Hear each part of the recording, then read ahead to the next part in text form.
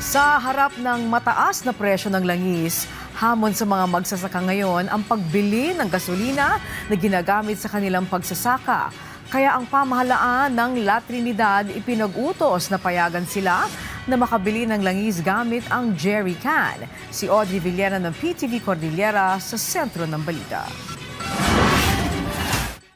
Ipinag-utos ni La Trinidad Mayor Roderick Awingan sa mga gasolinahan sa La Trinidad na payagang makabili ng gasolina at krudo ang mga magsasaka sa pamamagitan ng containers na gagamitin sa kanilang mga makina sa pagsasaka. Pero kailangang papayagan lamang ang mga magsasaka na nakarehistro sa Registry System for Basic Sector in Agriculture at Municipal Agriculture Office. May certification na ipapakita sa mga gasoline stations and they would be allowed to sabihin natin fetch ba or to have those particular fuels in containers. Ayon naman sa isang magsasaka, hamon pa rin sa kanila ang tuloy-tuloy na pagtaas ng presyo ng gasolina at krudo kaya ang iba nahihirapan ding makabili ng krudo at gasolina. Oray napalubusan na gitangam na namot lang mati krudo iso nga andaw na nga kaya nga gumatang tinagarumot lang.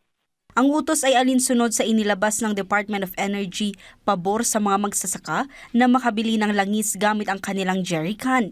At the same time, we also reactivated yung local price monitoring council natin and umiikot po sila at tinitignan po yung presyo ng ating krudo, gasolina, at the same time yung basic goods and prime commodities in the municipality of La Trinidad. Samantala, pinag-aaralan naman ng lokal na pamahalaan ng La Trinidad ang pagpapatupad ng Sagip Saka Act para sa karagdagang ayuda sa mga magsasaka sa munisipyo. Audrey Villena para sa Pambansang TV sa Bagong Pilipinas.